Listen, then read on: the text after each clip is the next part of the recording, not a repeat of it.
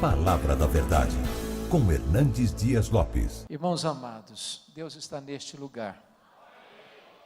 E onde Deus está, coisas novas, coisas lindas, coisas grandes acontecem. Eu quero repartir com vocês um texto que me é muito caro. E esse texto está no primeiro livro de Samuel. Primeiro livro de Samuel, capítulo 1. É a história de uma mulher que tinha um drama pessoal, tinha uma angústia na alma, tinha uma necessidade. E essa mulher coloca esta causa dela na presença de Deus. E ela chora diante de Deus. E ela insiste com Deus. E ela enfrenta tantas adversidades, mas pela fé ela prevalece.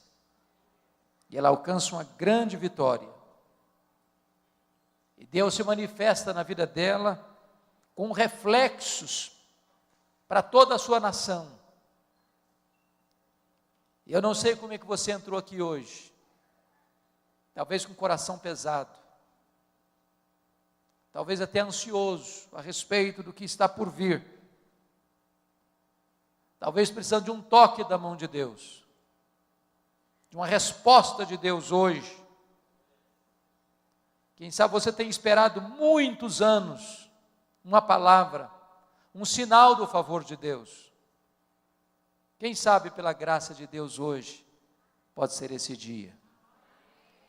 Então eu queria que você abrisse sua Bíblia comigo aí no primeiro livro de Samuel, no capítulo 1, para nós lermos esse texto, e você vai acompanhar essa leitura comigo.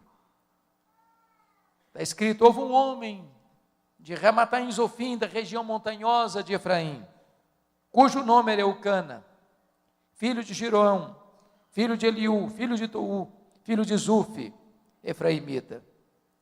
Tinha ele duas mulheres, uma se chamava Ana e a outra Penina. Penina tinha filhos, Ana, porém, não os tinha. Este homem subia da sua cidade de ano em ano a adorar e a sacrificar ao Senhor dos Exércitos em Siló. Estavam ali os dois filhos de Eli, Rofini e Finéias, como sacerdotes do Senhor. No dia em que Eucana oferecia o seu sacrifício, dava ele porções deste a Penina, sua mulher, e a todos os seus filhos e filhas. A Ana, porém, dava porção dupla, porque ele a amava, ainda mesmo que o Senhor a houvesse deixado estéril. A sua rival a provocava excessivamente para irritar, porquanto o Senhor lhe havia cerrado a madre. E assim o fazia ele de ano em ano.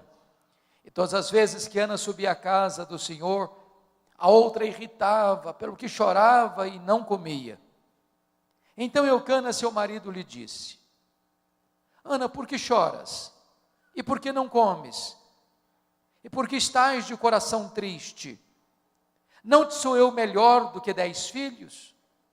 Após terem comido e bebido em Siló, estando Eli o sacerdote assentado numa cadeira, junto a um pilar do templo do Senhor, levantou-se Ana e com amargura de alma orou ao Senhor, e chorou abundantemente, e fez um voto dizendo: Senhor dos exércitos, se benignamente atentares para a aflição da tua serva, e de mim te lembrares, e da tua serva te não esqueceres, e lhe deres um filho varão, ao Senhor o darei por todos os dias da sua vida, e sobre a sua cabeça não passará navalha.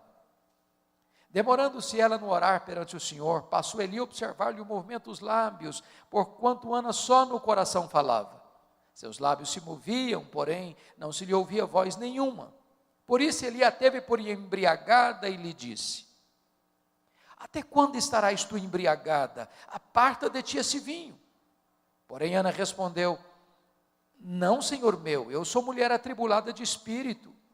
Não bebi nem vinho nem bebida forte, porém venho derramando a minha alma perante o Senhor. Não tenhas, pois, a tua serva por filha de Belial, porque pelo excesso da minha ansiedade e da minha aflição é que tenho falado até agora.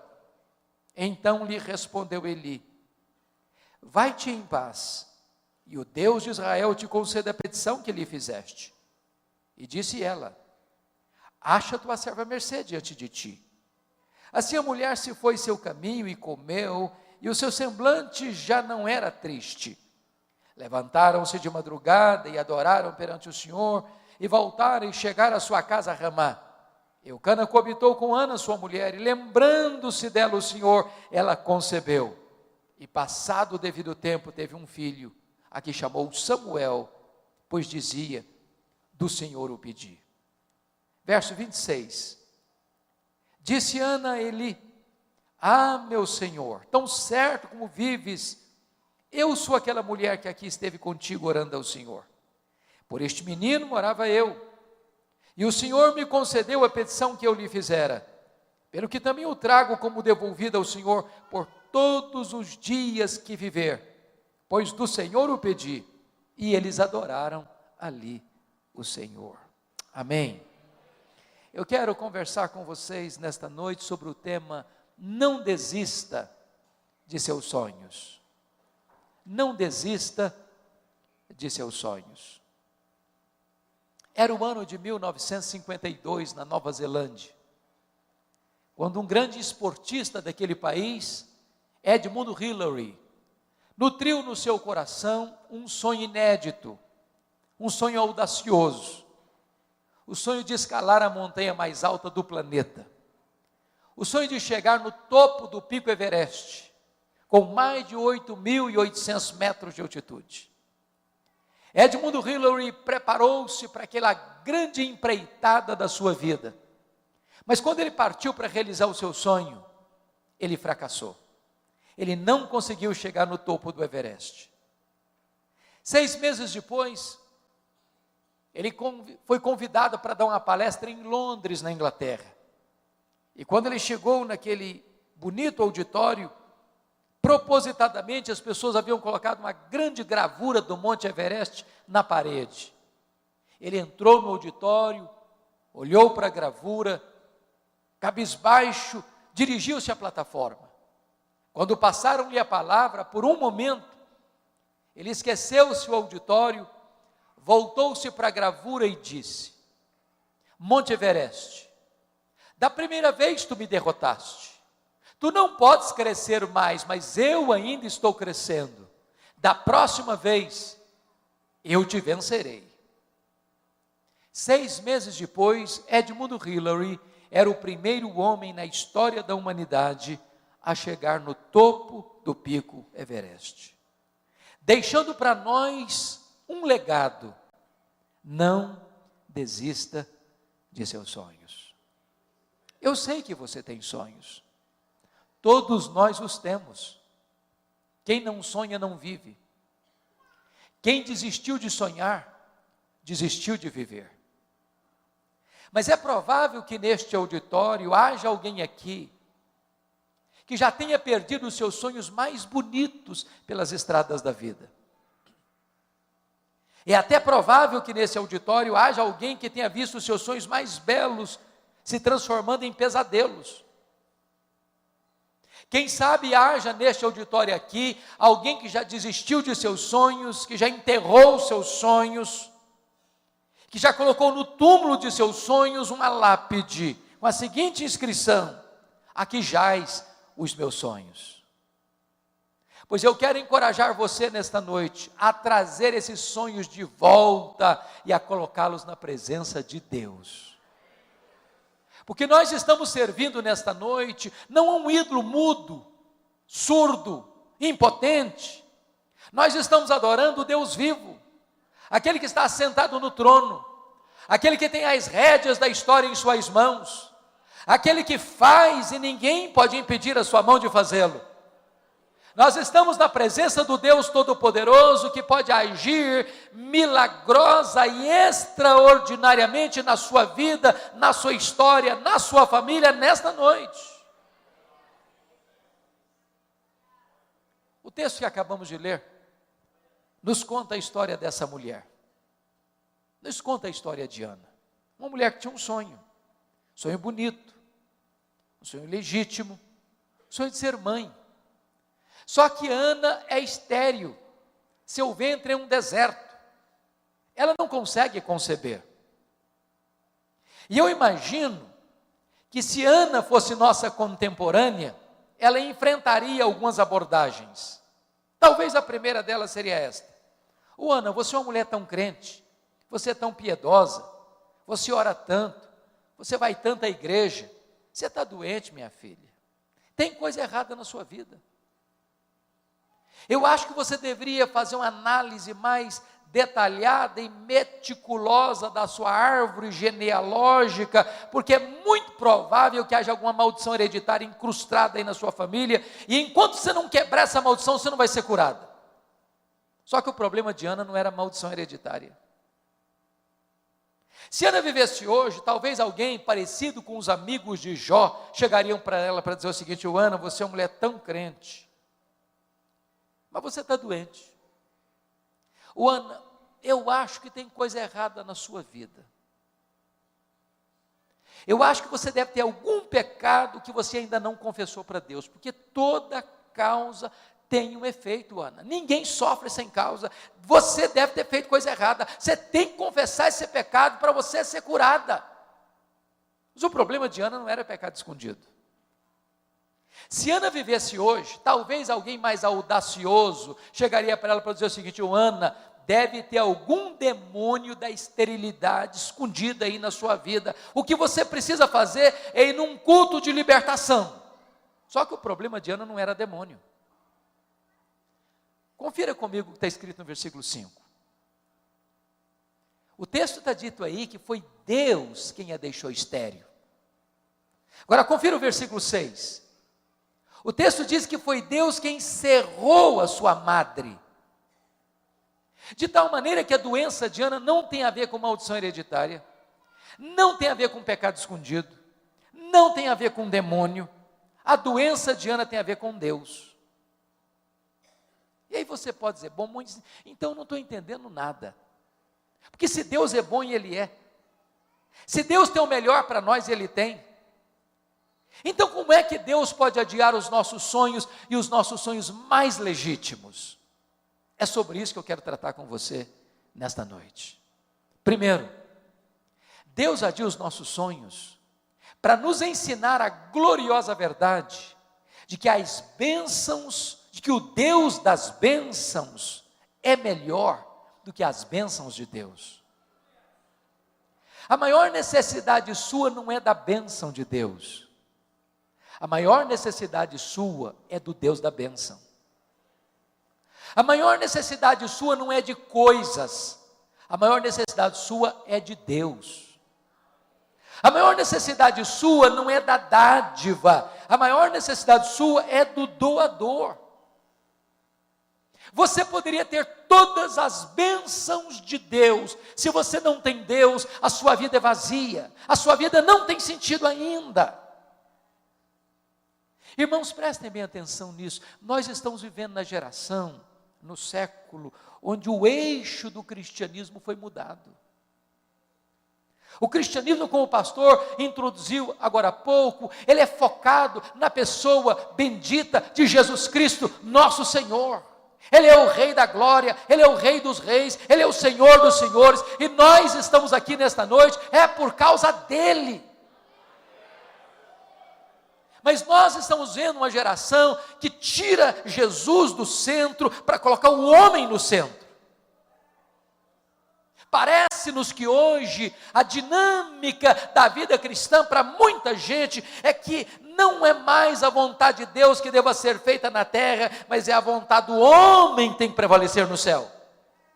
Parece-nos que não é mais o homem que está a serviço de Deus, mas é Deus quem está a serviço do homem. Mas este não é o Evangelho. O Evangelho não é focado no homem, o Evangelho é focado em Cristo. O Evangelho não é que o homem prevalece no céu, mas é que a vontade de Deus é feita na terra.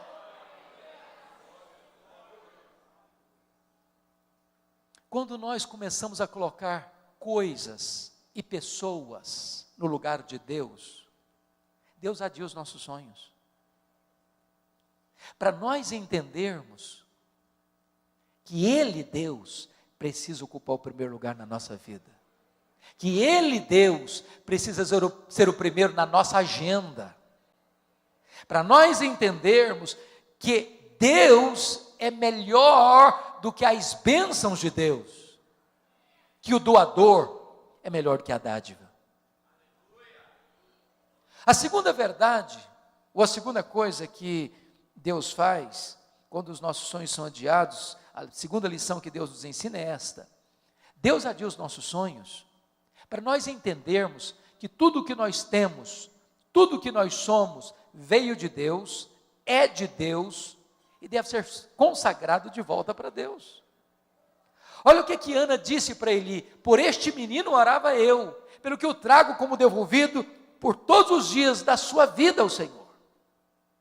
Se Ana não tivesse entendido isso, Samuel teria sido um ídolo na sua vida. Se Ana não tivesse entendido isso, a vida dela teria gravitado ao redor de Samuel. Porque Ana entendeu que Samuel veio de Deus, que Samuel era de Deus, ela devolve Samuel para Deus.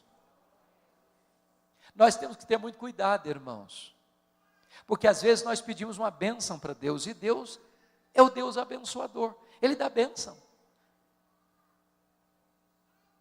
E aí, sabe o que acontece às vezes?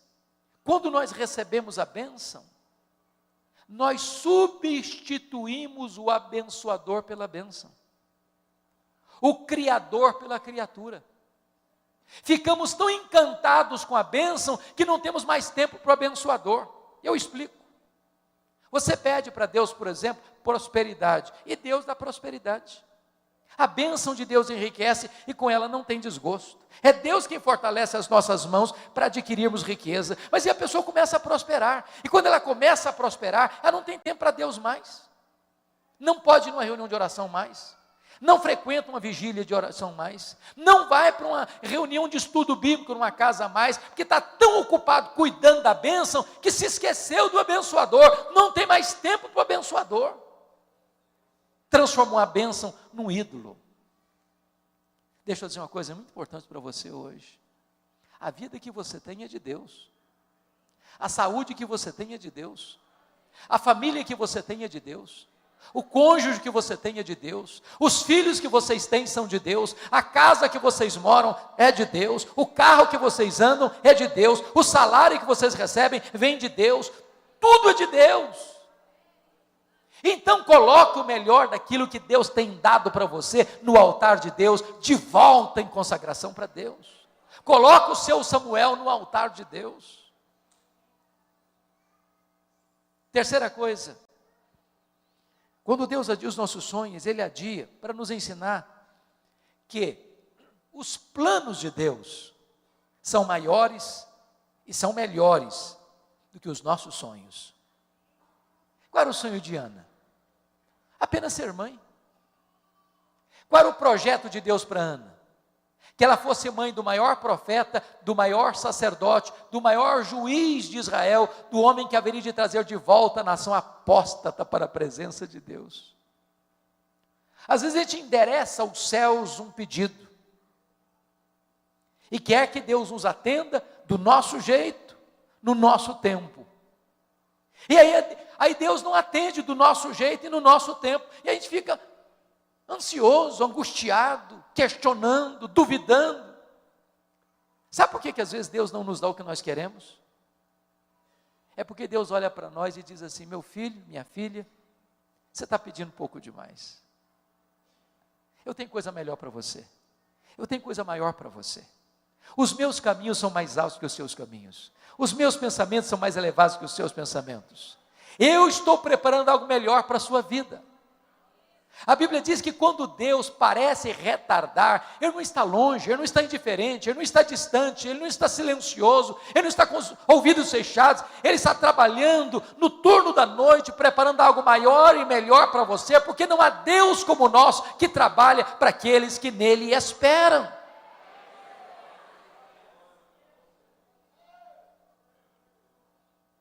Quando José do Egito estava preso, diz a Bíblia que ele pediu ao copeiro do faraó para lembrar-se dele. E diz a Bíblia que o copeiro do faraó esqueceu-se dele. E ele ficou mais 2 anos mofando na cadeia. E você pode questionar, mas onde está Deus que deixa um filho seu inocente padecer numa prisão imunda? Por que Deus não tirou José da cadeia quando ele queria sair de lá? Se Deus tivesse tirado José da prisão quando ele queria sair da cadeia, o máximo talvez que ele teria sido era um bom lavador de copos no palácio do faraó. Mas naqueles 2 anos, Deus estava construindo a rampa do palácio para que ele saísse da cadeia e fosse governador do Egito. Deixa eu dizer para você, os planos de Deus são maiores e são melhores do que os seus sonhos. Se Deus está adiando o seu sonho, não é porque Ele é indiferente, é porque Ele está trabalhando, não contra você, mas trabalhando por você. 4º lugar, sabe por que Deus adia os nossos sonhos? Deus adia os nossos sonhos porque Ele é Deus, livre, soberano, que faz todas as coisas conforme o conselho da sua vontade. Confira comigo o cântico de Ana, que está aí no capítulo 2, versos 6 a 8, deste mesmo livro. Olha o que Ana vai dizer. O Senhor é o que tira a vida e a dá, faz descer a sepultura e faz subir. O Senhor empobrece e enriquece, abaixa e também exalta. Levanta o pobre do pó e desde o monturo exalta o necessitado, para o fazer assentar-se entre príncipes. Preste bem atenção aqui. Algumas pessoas hoje, em nome até de uma fé robusta, beiram uma blasfêmia. Quando chegam para Deus, com petulância, com soberba, e dizem assim: Deus, eu exijo. Deus, eu proíbo. Deus, eu determino. Deus, eu decreto. E ai de Deus se não atender. Até parece que essas pessoas estão assentadas num alto e sublime trono, e que Deus está no escabelo de seus pés. Tolice, tolice. Deus é soberano. Deus está assentado num alto e sublime trono. Deus tem as rédeas da história em suas mãos. Deus levanta reis e Deus depõe reis. Deus levanta reinos e Deus abate reinos. Deus pega aquele que está lá no topo da pirâmide e joga-o no chão, e pega o que está sentado no monturo e o faz assentar-se entre príncipes.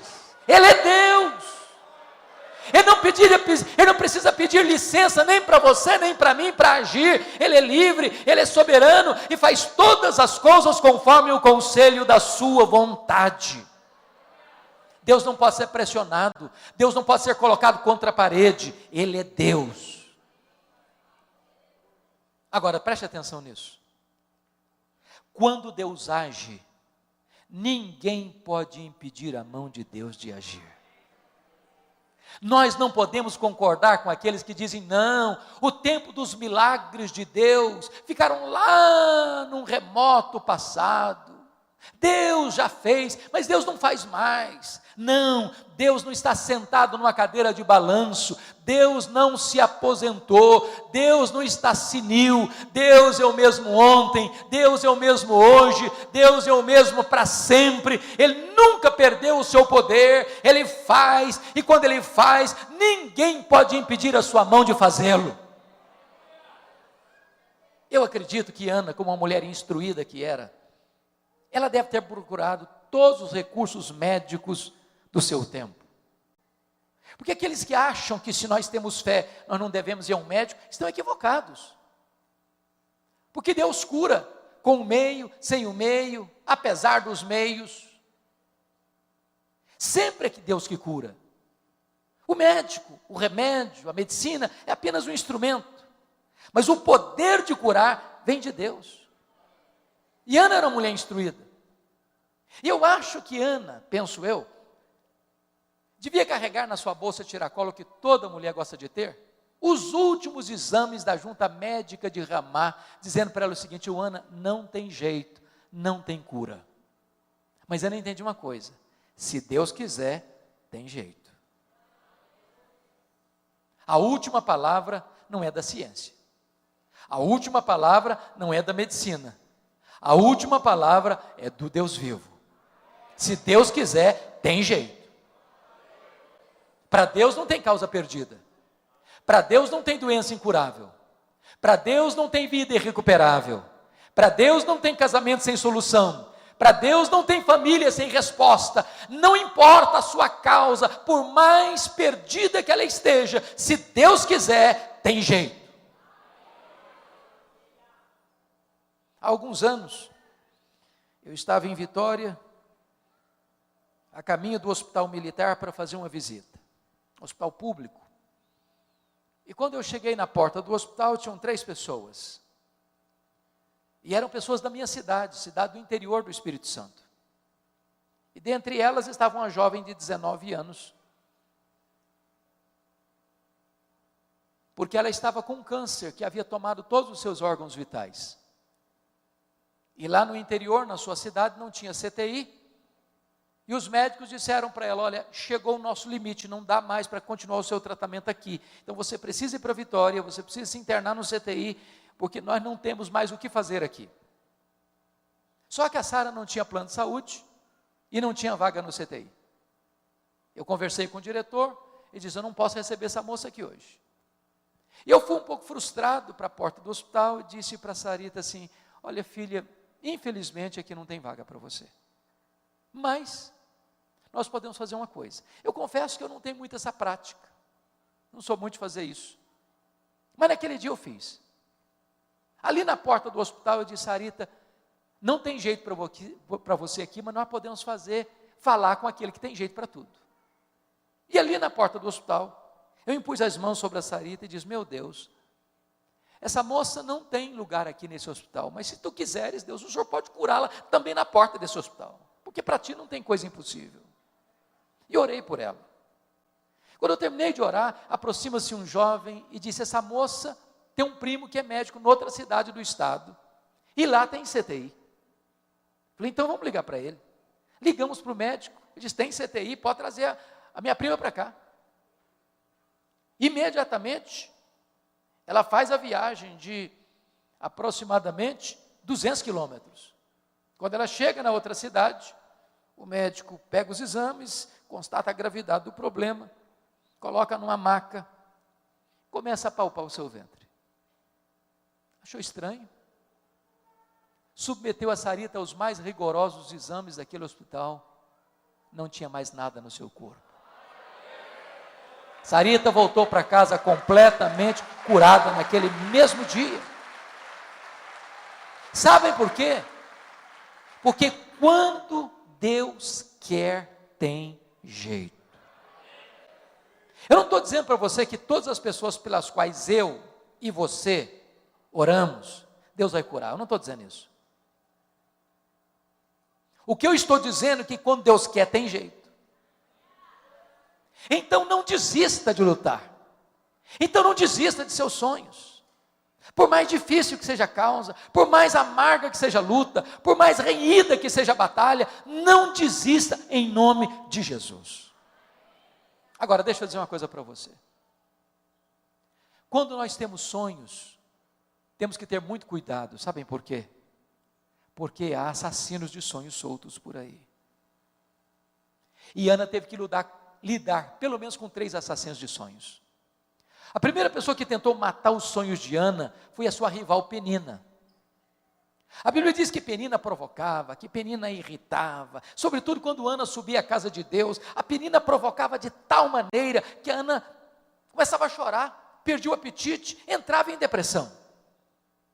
Eu não sei o que é que Penina dizia para Ana, mas uma coisa eu tenho certeza, é que Penina não era uma mulher de Deus.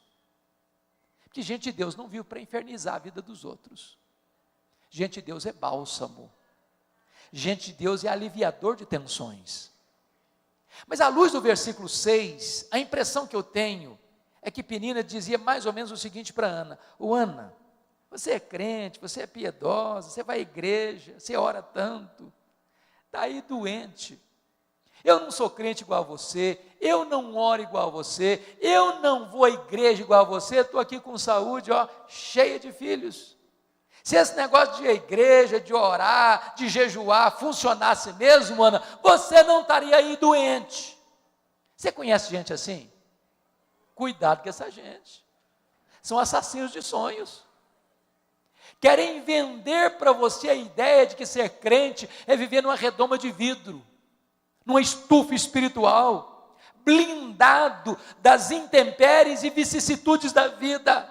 Jesus nunca prometeu, nem para você, nem para mim, que nós passaríamos incólumes neste mundo, sem aflição. O que Ele prometeu para você e para mim, é estar conosco todos os dias, até a consumação dos séculos.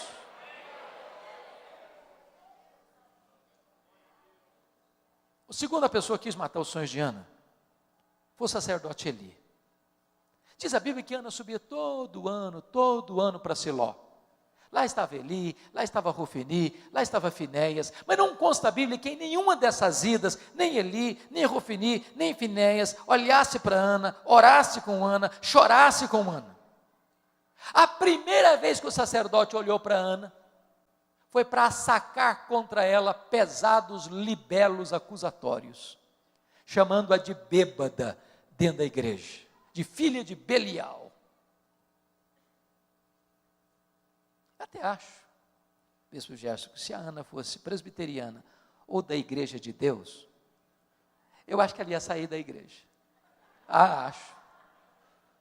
Eu acho até que ela faria um pouco mais, eu acho que ela ia fazer uma campanha para tirar o pastor Eli da igreja. Por muito menos as pessoas fazem isso hoje. Você conhece crente hipersensível? Conhece crente que parece cristal? Qualquer coisinha se melindra, trinca-se todo, fica magoado, também não vou mais na igreja, também não piso mais lá. Ana não era uma mulher hipersensível, não. Ana era uma mulher madura espiritualmente. Ela disse para o sacerdote: não, meu senhor, não me trate como uma filha de Belial, eu estou derramando a minha alma perante o meu Deus. Ela não permitiu que o sonho dela fosse roubado dela, nem mesmo dentro da igreja. A terceira pessoa que tentou matar os sonhos de Ana foi o seu marido, o Eucana.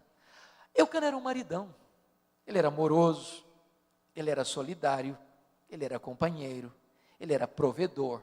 Ele dava porções duplas a Ana, ele amava a Ana. Ele só tinha um pequeno problema: ele não acreditava em milagres. Isso era demais para a cabeça dele. O Eucana conhecia a Bíblia, ele conhecia a história de como Deus curou Rebeca, de como Deus curou Sara. Mas você não vê em momento algum Eucana orando com Ana, chorando com Ana, se colocando no lado dela, falando: minha filha, você quer ser mãe, eu sei que você ora, eu sei que você chora, eu sei que essa causa você coloca diante de Deus, pois é, eu vou estar com você, conta comigo, eu vou orar com você, eu estou junto de você, essa causa sua é a minha causa também, Deus já fez milagre lá atrás, ele pode fazer hoje também, conta comigo, Ana, eu estou do seu lado. Ele nunca fez isso. Mas se você olhar comigo o versículo 8, parece-nos que ele vai ter uma outra atitude. Eu acho que ele chega um dia que ele tem uma conversa com a mulher dele, aquela conversa que marido e mulher têm com a porta do quarto trancada. Eu vou parafrasear essa conversa. Eu acho que foi mais ou menos o seguinte: Ana, vem cá, filha, preciso bater um papo com você. Ana, você não está percebendo que esse negócio de ser mãe está virando uma obsessão na sua vida, não? Ou minha filha está virando uma doença, para com isso. Aliás, você está insistindo com Deus numa causa perdida, filho. Você não sabe que a junta médica de Ramá já deu o diagnóstico dizendo que não tem cura? Para que você insiste? Larga a mão desse sonho, Ana. Desiste disso, para de chorar, sai dos quartos escuros. Aliás, minha filha, você não está nem curtindo o maridão que você tem. Você não sabe que eu sou melhor que 10 filhos para você? Se fosse hoje, eu diria assim: Ana, pense em mim, liga para mim, chore por mim, não chore por ele, Ana. Assassino de sonhos. Cuidado, porque os assassinos de sonhos podem estar dentro da sua própria casa, muito mais perto de você do que você imagina. Não desista, não desista. Mas eu quero concluir olhando o último ponto. O que fazer quando os nossos sonhos estão sendo adiados? Ana nos ensina 3 coisas. Primeiro, se os seus sonhos estão sendo adiados, continue crendo, continue orando, continue jejuando, continue colocando essa causa diante de Deus, continue insistindo, continue perseverando. Irmãos, às vezes nós desistimos cedo demais, nós caminhamos até a beira da entrada da terra prometida e perecemos no deserto. Pense comigo, quantos casamentos que acabaram, que não poderiam e não deveriam ter acabado. Faltou um pouquinho mais de paciência, um pouquinho mais de amor, um pouquinho mais de perdão, um pouquinho mais de renúncia. Não desista, persevere, chore um pouco mais, ore um pouco mais, lute um pouco mais, jejue um pouco mais, não desista, não desista. Norman Vincent Peale foi um pastor metodista, e Norman Vincent Peale escreveu o seu primeiro livro, O Poder do Pensamento Positivo.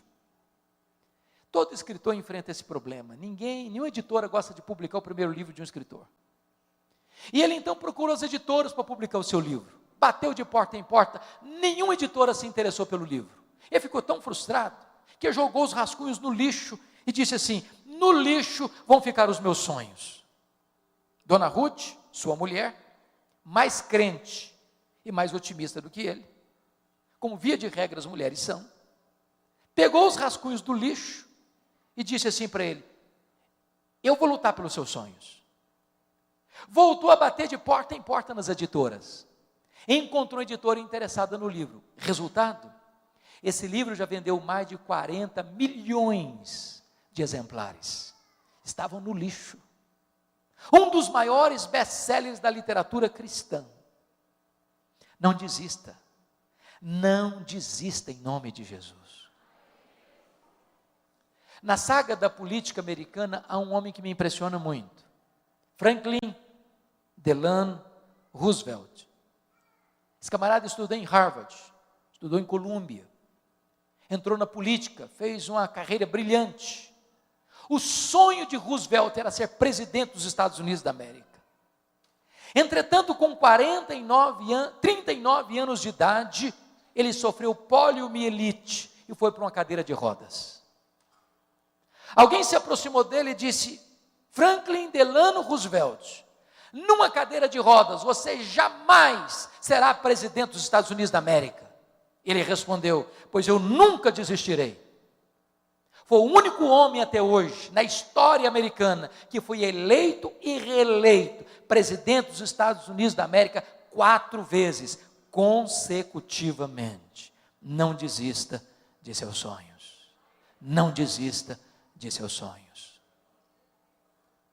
A segunda coisa que Ana nos ensina, quando os nossos sonhos estão sendo adiados, é que você precisa tomar posse das promessas da palavra de Deus. Olha que coisa magnífica. Eli abrir a boca e falar uma tolice para Ana, chamando-a de bêbada. Essa palavra Ana não acolheu no coração. Irmãos, eu sou pastor há 33 anos. Eu já vi muita gente doente emocionalmente, porque um dia escutou uma palavra atravessada do pai, da mãe, do marido, da esposa, do professor, da professora, do patrão, do vizinho, e essa palavra entrou com uma seta envenenada e adoeceu a alma. Se alguém um dia falar uma coisa atravessada para você, por favor, não hospede essa palavra no coração. Você não é o que as pessoas pensam, você não é o que as pessoas falam, você é quem Deus diz que você é. Agora preste atenção, esse mesmo profeta que falaram uma tolice, agora abre a boca, e é um mensageiro de Deus, e é um profeta de Deus, quando ele diz para Ana assim: vai em paz para a tua casa, e o Deus de Israel te conceda a petição que lhe fizeste. Essa palavra é boa, essa palavra é de Deus, essa palavra Ana acolheu no coração, essa palavra trouxe cura e libertação para Ana. Agora nota uma coisa, Ana teve 2 curas. A primeira cura que Ana teve foi a cura emocional. emocional. Se você perceber no versículo 17, quando ela desceu de Siló, diz a Bíblia que o seu semblante já não era mais triste. A tristeza foi embora, a depressão bateu em retirada, a alegria voltou, o brilho no rosto voltou. Mas diz o texto que ela desceu para Ramá, coabitou com seu marido, Deus se lembrou dela, ela concebeu e deu à luz a um filho, a quem pôs o nome de Samuel. Sabe o que significa isso? Lá em Siló, Deus curou a alma dela. Lá em Ramá, Deus curou o ventre dela. Lá em Siló, Deus restaurou as emoções dela.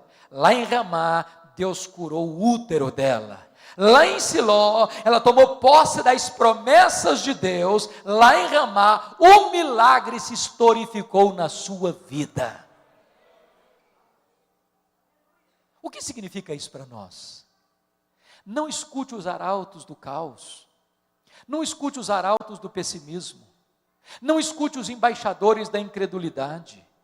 Tem um monte de gente dizendo para você, não, o cenário está ruim, vai ficar pior, não, está muito complicado, mas vai piorar muito mais, você não consegue, não vai dar certo, não vai funcionar, outros já tentaram, não conseguiram, é melhor você nem começar, é melhor você desistir logo, não vai dar certo, vai dar errado, vai dar muito errado, e todo dia, toda hora, a todo momento, tem gente pessimista do seu lado, tem gente semeando palavras de incredulidade no seu coração, tem gente apostando no fracasso na sua vida, tem gente que quer que você aceite passivamente a decretação da derrota na sua casa, na sua família, mas em nome de Jesus, não escute os profetas do pessimismo, abra os ouvidos da sua alma, escute as promessas da palavra de Deus, porque Deus vela pela sua palavra em a cumprir.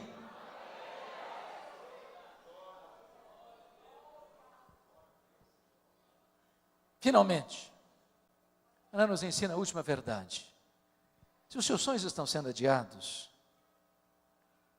saia dos quartos escuros.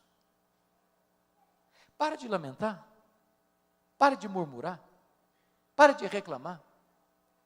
Volte a viver, volte a sonhar, volte a sorrir, volte às trincheiras da luta.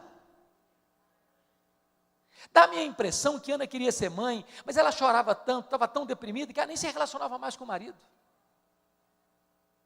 Quando ela volta de Siló, o semblante está mudado, o rostinho alegre, cara bonita, semblante irradiante, o marido se interessa por ela, ela se interessa pelo marido, e diz a Bíblia que ela se relaciona com o marido, e Deus se lembrou dela, e ela concebeu, e ela deu à luz a um filho, a quem pôs o nome de Samuel. Você e eu cremos na mesma verdade, Deus é soberano. Não tem acaso.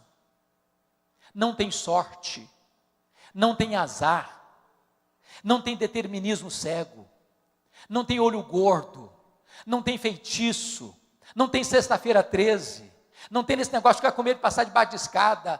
Você não é governado por coisas místicas, você é governado pela mão do Deus Todo-Poderoso. Nem um fio de cabelo da sua cabeça pode ser tocado sem que Deus saiba, sem que Deus permita, sem que Deus tenha um propósito. Então preste atenção nisso, volte a viver, volte a cantar, volte a sorrir, volte a saber que Deus está no controle, que a sua vida não está solta ao léu, jogada de um lado para o outro. A mão de Deus dirige o seu destino, e você pode clamar com todas as forças da sua alma: nós sabemos que todas as coisas cooperam para o bem daqueles que amam a Deus, daqueles que são chamados segundo o seu propósito.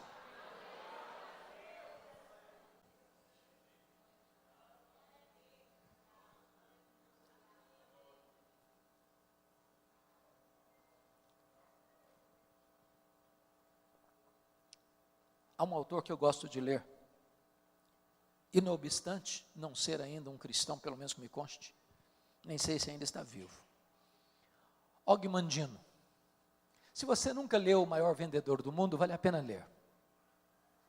Mas o que mais me impressionou em Og Mandino é que aos 35 anos de idade ele estava bêbado, falido, caído numa sarjeta, pensando em suicídio. 10 anos depois, Og Mandino estava no topo da fama mundial. escrevendo livros lidos e traduzidos no mundo inteiro, encorajando as pessoas a viverem com otimismo. E eu fico pensando no meu coração, se um cara que nem cristão consegue viver com otimismo, e você? E eu? Que podemos dizer, este é o dia que o Senhor fez, alegremo-nos e regozijemo-nos nele. Aliás, você deveria todo dia, ao acordar, abrir a janela do seu quarto e dizer, Deus, pode ser hoje, Senhor.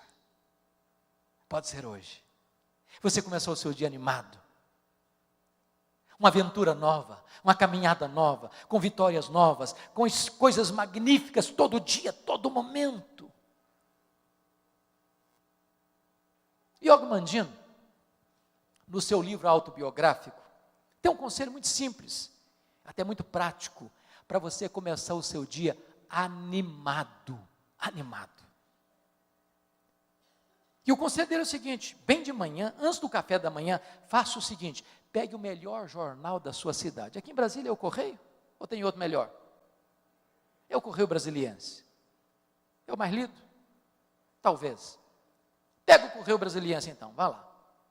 Bem de manhã, antes do café, abra o jornal. Só um detalhe, não comece a ler as notícias políticas não, que você vai ficar deprimido, você vai perder o apetite, vai ficar revoltado, vai amargurar o coração. Então pula essa página, tá bom? Pula. Segundo lugar, você não vai querer também começar o seu dia lendo as páginas econômicas, não é verdade? Você não é tão valente a esse ponto. A inflação está voltando, tem empresa quebrando, tem gente desempregada, a perspectiva para o ano que vem é complicada, você vai ficar depressivo, então pula essa página da economia também, tá bom? Rápido. Bom, você não vai querer também começar o seu dia lendo as páginas policiais, você vai ficar com medo de sair de casa, então é melhor você não ler, pula essa página também. É claro que você não vai querer começar o seu dia lendo as páginas esportivas, porque de repente você é torcedor do Vasco da Gama e tem certeza que vai cair e você está depressivo com isso, então pula também essa página. Você quer começar o seu dia animado, diz ele? Faz o seguinte então, leia a página do obituário, a lista das pessoas que morreram. Só um detalhe, você tem que ler tudo. Os nomes grandes, os nomes pequenos, lê tudo. Quando você terminar essa leitura, você vai descobrir algo fantástico. Você vai descobrir que o seu nome não está nessa lista. Você vai descobrir que as pessoas que estão nessa lista dariam tudo para estar no seu lugar, mas elas estão mortas. Você vai descobrir que você está vivo, e se você está vivo, um milagre de Deus pode acontecer na sua vida hoje. Não desista de seus sonhos.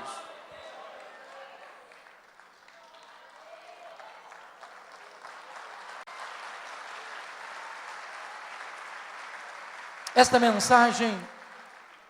mensagem tem um significado muito especial para mim. Isso porque eu sou fruto de um sonho.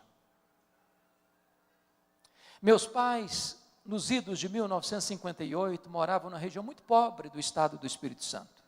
Naquela época não tinha estrada, não tinha carro, não tinha recursos médicos. Quando uma pessoa ficava doente, ela tinha que ser levada 40 quilômetros no meio de uma trilha, numa padiola. Padiola é um lençol amarrado num varal e duas pessoas carregando. A minha mãe estava grávida do seu último filho, estado adiantado de gravidez, quando ela caiu gravemente enferma. Meu pai sabia que ela não suportaria uma viagem de 40 quilômetros de padiola. Então ele mandou chamar um médico, ele veio, a examinou e disse para o meu pai, essa mulher não vai sobreviver. Ela está muito fraca, ela está muito doente, e a criança que está no ventre dela está em agonia de morte. E meu pai disse, o senhor tem que me ajudar. E ele disse, a única chance da sua mulher sobreviver é sacrificar a criança. Se não tirar a criança, a mãe morre junto com a criança. E naquele momento, a minha mãe tomou outra decisão. Eu não abro mão desse filho. Eu não desisto desse filho. Eu estou pronta a morrer com ele, a morrer por ele, mas eu não desisto dele. E ela fez um voto para Deus. E disse, meu Deus, Se tu poupares este filho, eu vou consagrá-lo para ti, para que ele seja um pastor, para que ele seja um pregador do Evangelho. Deus ouviu a oração da minha mãe e eu nasci.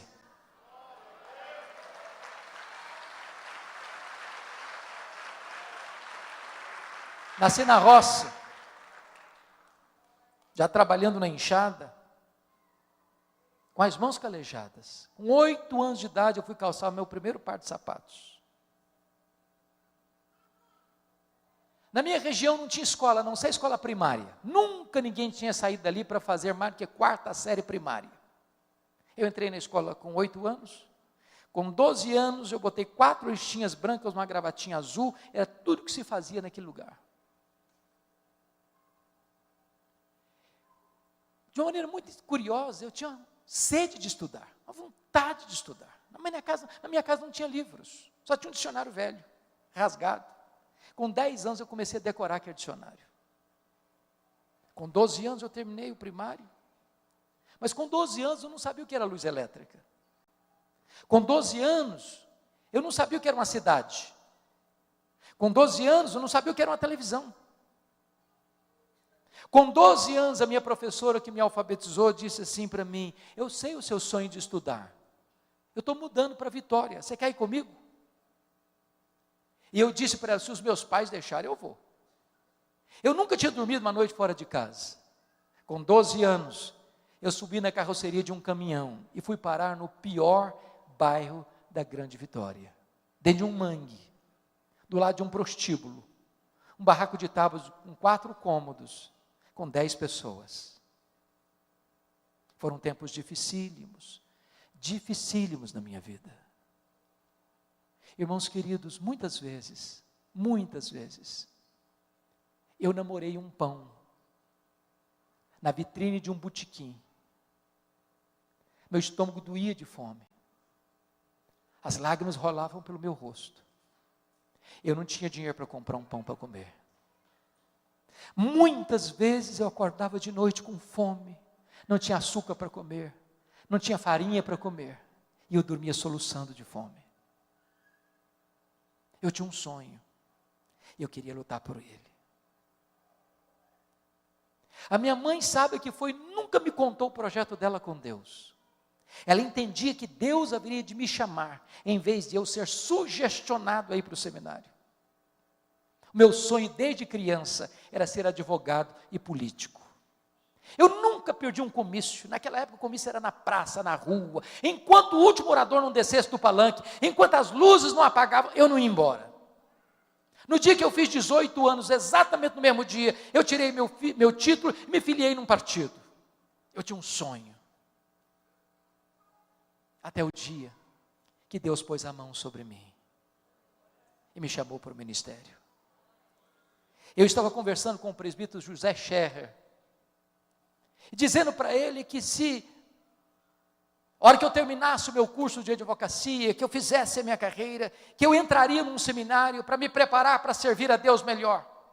E aquele presbítero olhou dentro dos meus olhos e me disse assim: jovem, você quer dar a sobra para Deus, e Deus quer você por inteiro agora.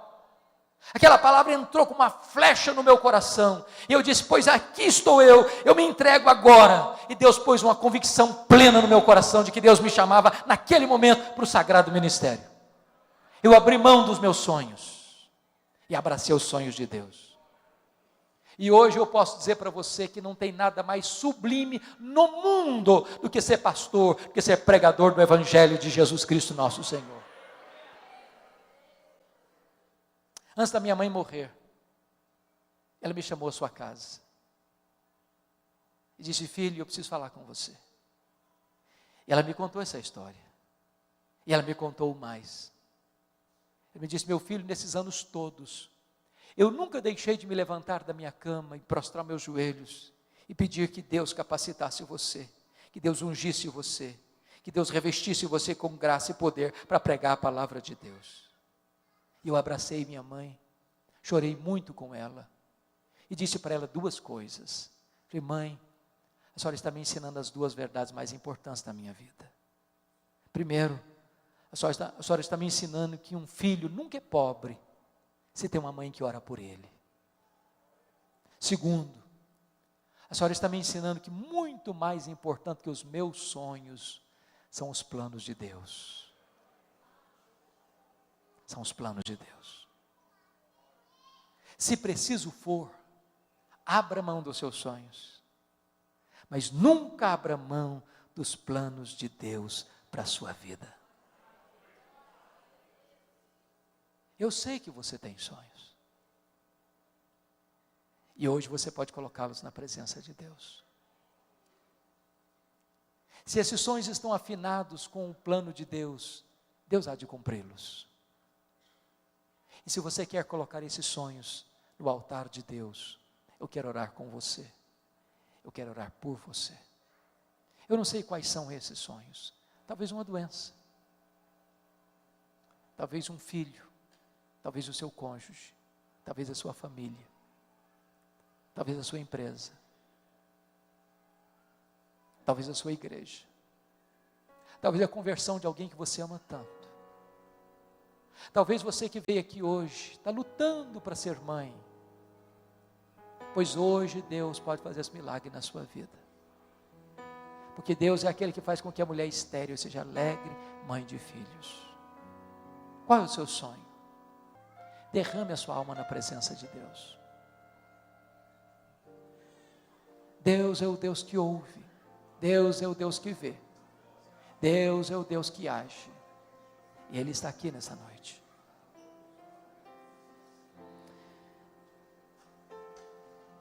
Deus, Tu és magnífico, revestido de glória e de majestade. Não há outro Deus além de Ti. Só Tu és Deus.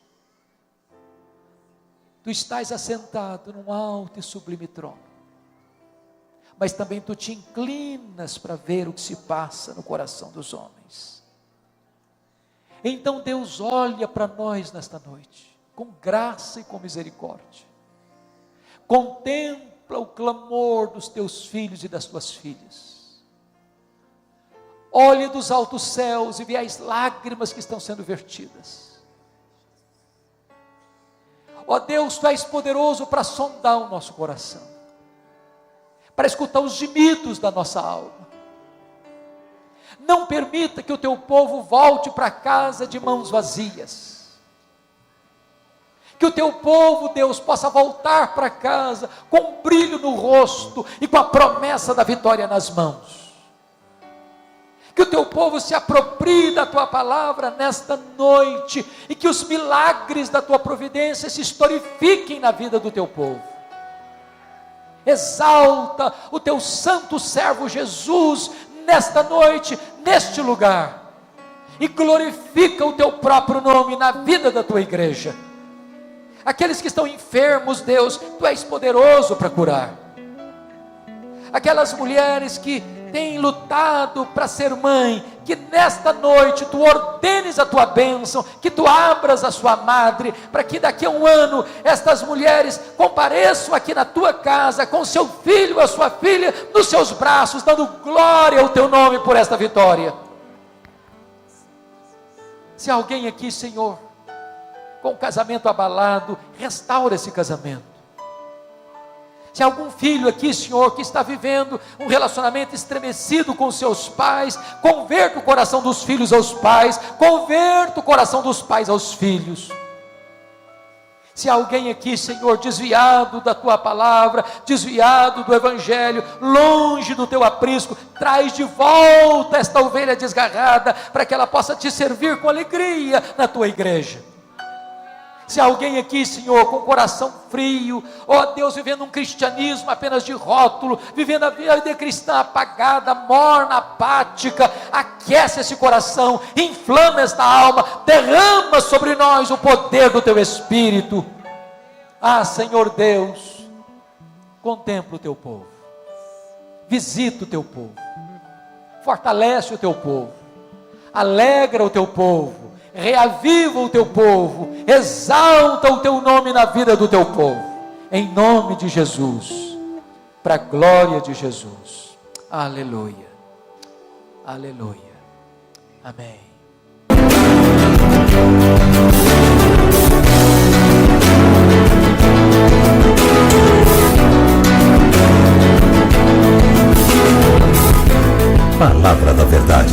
com Hernandes Dias Lopes.